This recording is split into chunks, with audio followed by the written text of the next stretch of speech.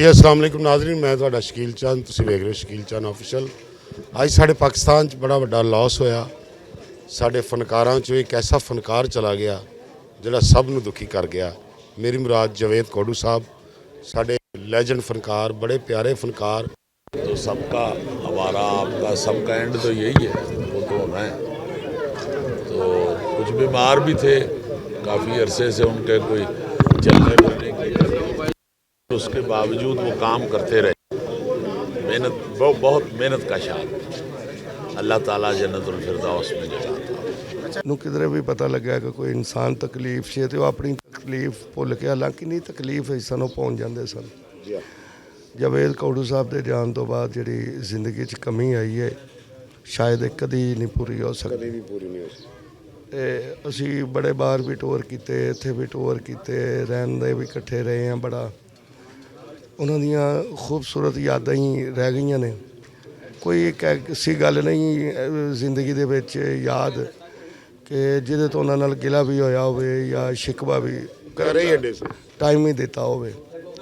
बड़े खूबसूरत इंसान सन, एक खूबसूरत बाप, खूबसूरत भाई, खूबसूरत दोस्त जेडे लफ्ज़ बने ने वो मेरा ख्याल है कि जावेद कोडू साहब लिए सिर्फ बने सन। बड़ा अफसोस होया जावेद कोडू साहब का। मैं कहना जी बस रब ही रब है। अल्लाह पाक उन्होंने अगलियां मंजिलां आसान फरमा। आमीन जी। उन्होंने जन्नत फिरदौस जगह ता हाय हाय हाय हाय। एक आदमी सी बड़े अच्छे इंसान से जी तुसीं भी उन्हां नाल बड़ा एक जिंदगी का अरसा गुजारिया। जिंदगी लंघी उन्होंने नाल बस वो अल्लाह पाक उन्होंने बस उन्होंने दी अगलियां मंजिलां वास्ते दुआ करनी। आमीन जी, आमीन आमीन जी। सईद भाई तुसीं की हाल है तुहाडा? ठीक ठाक हो जनाब? साडे भी फनकार भी ने, साडे डायरैक्टर भी ने, वड्डे भी ने। इन्हां नाल भी जावेद कोडू साहब दा नाज़रीन बड़ा टाइम गुजरिया। ते टाइम जी 89 तो लैके हुण तक जी जी 30-32 साल। इन्ना प्यारा दोस्त आज चले गए। बहुत ही प्यारे दोस्त सन, बड़े अखलाक दा, बहुत अच्छा और एडा वड्डा फनकार। ऐसा बूम मैं पाकिस्तान थिएटर इंडस्ट्री दे विच ऐसा बूम नहीं किसी देखा। मेरे नाल बड़े प्यारे फनकार साडे रंगीला साहब, अज़हर रंगीला साहब, किसी तारफ के मुताज नहीं जी। रंगीला साहब की हाल है शाह जी? बस ठीक ठाक, शुक्र अल्लाह का। यार आज तो बात करने वाली है ही नहीं, सिर्फ बात यही की जाएगी कि एक खूबसूरत अल्लाह ने खिलौना भेजा, दुनिया ने जी भर के खेला है और उसने बाकायदा सबको हंसाया है।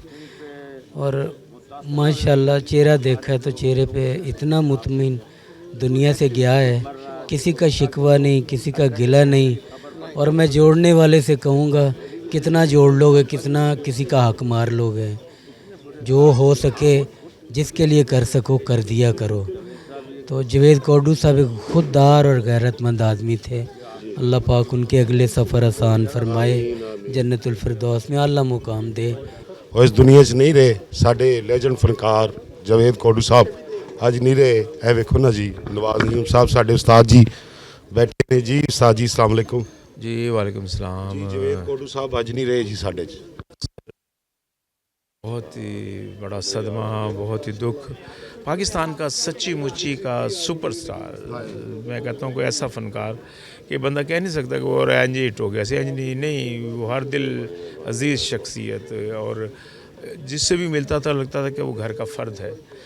कभी किसी से नाराज़गी नहीं, कभी किसी के साथ कोई ऐसा दुख सुख भी उन्होंने शेयर नहीं किया। और ख़ुद ही अपनी बीमारी से भी उन्होंने फ़ाइट की है, अपने आप से वो खुद ही लड़ते रहे हैं और किसी से हेल्प की भी उन्होंने उम्मीद नहीं की। और नो डाउट कि सर कि जन्नती आदमी है। और जितने भी आपके चैनल के साथ साथ से जो लोग देख रहे हैं उनसे रिक्वेस्ट है कि उनके लिए दुआए मग़फ़िरत की दुआ ज़रूर कीजिए जी। जावेद कोडू साहब आज हमारे बीच नहीं रहे, हम आपका भी बड़ा उनके साथ सफ़र गुजरा, तो थोड़ा सा ज़रा बस मैं तो कोडू साहब का आखिरी मैसेज जो है, बस शायद वो अमानतन उसने मुझे भेजा है, जो उसने कल 5 बजे मैसेज किया है। उस एक मैसेज के अंदर ही पूरी कहानी है। अगर कोई समझना चाहे उसमें वो ये कह रहा है कि वो अपने बच्चों से बहुत खुश है, उन्होंने उसकी बड़ी खिदमत की है, ये बड़ी खुशी की बात है। फिर उसने कहा कि मेरी बीमारी किसी की समझ में नहीं आ रही, और फिर उसने एक गिला किया या उसके अंदर सब कुछ मौजूद है कि मुझे किसी अस्पताल में ले जाओ, मैं मुतमईन इस दुनिया से जाना चाहता हूँ और 10 बजे उसका इंतकाल है। कोडू साहब अल्लाह पाक उन्हें जन्नतुल फिरदौस में जगह अता फरमाए। कोडू साहब हमारे वो बहुत सीनियर थे जिन्हें हम जोक भी करते थे और साथ में उठाकर सेट पर भी लेकर जाते थे और परफॉर्म करते दौरान वो बात भी बताते थे कि बेटा अगर ये बात ऐसे नहीं होती तो फिर ऐसे। उनकी कमी पूरी तो नहीं हो सकती, अल्लाह पाक उन्हें जन्नतुल फिरदौस में जगह अता फरमाए। शाह जी बहुत मेहरबानी, शाह जी जीते रहें, आपके साथ भी उनका बड़ा वक्त गुजरा है। अहमद नवाज साहब मेरे साथ हैं इस वक्त, मेरा बच्चा भी है, भाई भी है, भतीजा भी है और बड़ा अच्छा फनकार है। आज कोडू साहब बेटा हमारे में नहीं रहे तो आपके साथ भी उनका बड़ा वक्त गुजरा, बड़ा प्यार, फैमिली रहा जैसे फैमिली होती है बेटा, तो कुछ बताओ। मैं बिल्कुल यही बताना चाहूँगा कि जब भी कोडू साहब से हमारा मिलना, हमारा जब भी उनसे आमना सामना हुआ तो हमेशा वो नसीहत करना कि बेटा इस तरह करो, इस तरह करो। तो लेकिन बस उनका जो है वो ये भरना कोई भी नहीं भर सकता। अल्लाह उनको जन्नत में जगह दे, उनकी फ़ैमिली को सब्र दे और हमें भी सब्र दे, क्योंकि इतना बड़ा सासा हमारे पाकिस्तान का और अब दुनिया में नहीं रहा और ये खुला कोई भी नहीं पूरा कर सकता। चंद साहब आपने माशाल्लाह बेतहाशा उनके साथ काम किया, अब्बा ने बेतहाशा काम किया, आउटडोर भी आप लोगों ने किए, इंटरनेशनल टूर्स भी किए। उनका जो साथ, उनकी जो बात थी, जो पंच थी, वो किसी के पास नहीं, किसी के पास नहीं। और बस ये है कि अल्लाह पाक उनको जन्नत में आला मकाम अता करे और उनकी फैमिली को अल्लाह सलामत आपको भी सलामत रखे सोने। नाजरीन मैं और भी लोगों से आपको मिलाता रहता हूँ। यहाँ पे एक पब्लिक का बहुत ज़्यादा पब्लिक है और मैं आपको दिखाता रहूँगा, मिलाता रहूँगा। अभी मैं और फनकारों से भी आपको मिलाता हूँ। नाजरीन साढ़े सारे दे दादा अबू जावेद कोडू साहब दे भी सीनियर, सब दे साढ़े सीनियर जवाद वसीम साहब साढ़े नाल, साढ़े दादा अबू, साढ़े सब कुछ। दादा अबू अज जावेद कोडू साहब नहीं रहे। पुत्र हर एक ने जाना है, लेकिन की यादां छड़ के गए ने। तैनूं भी पता, तू भी फनकार है कि किस बंदे नाल उन्हां दी नाराज़गी सी या किस बंदे नाल उन्हां दा हर एक नाल मुहब्बत जी, हर एक दे नाल एक प्यार, एक शफकत, एक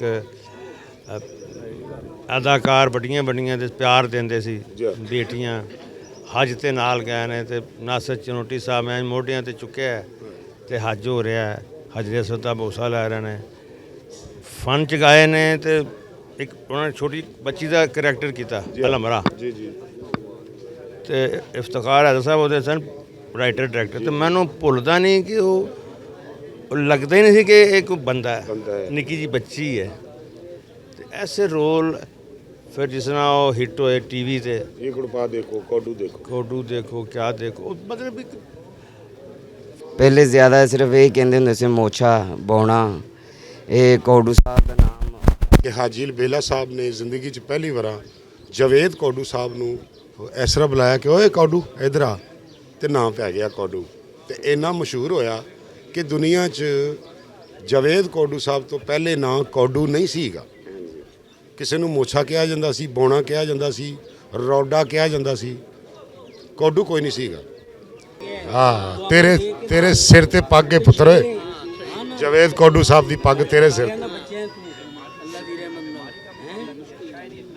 मैं 35 साल से उनके साथ हूँ। 35 साल में मेरे साथ उन्होंने कौन सा ऐसा वक्त है जब उन्होंने फनकारों के बारे में बात ना की हो और दोस्तों के बारे में बात ना की हो। यहाँ तक कि अक्सर वो यही कहते थे कि यार फलाना एक्टर वो कैसे का तू वो को मिले। मैं कह जी वो कैसा फलाना, मतलब जितने इस वक्त लाहौर के और कराची के आर्टिस्ट हैं ना, उनके बारे में पूछते थे कि यार कोई तकलीफ़ में है, कोई परेशानी में बताओ। मैं कहता था भाई बिल्कुल ठीक है। कभी सबसे अहम बात यह है कि वो छोटे पैकेट में बहुत बड़ा फनकार था।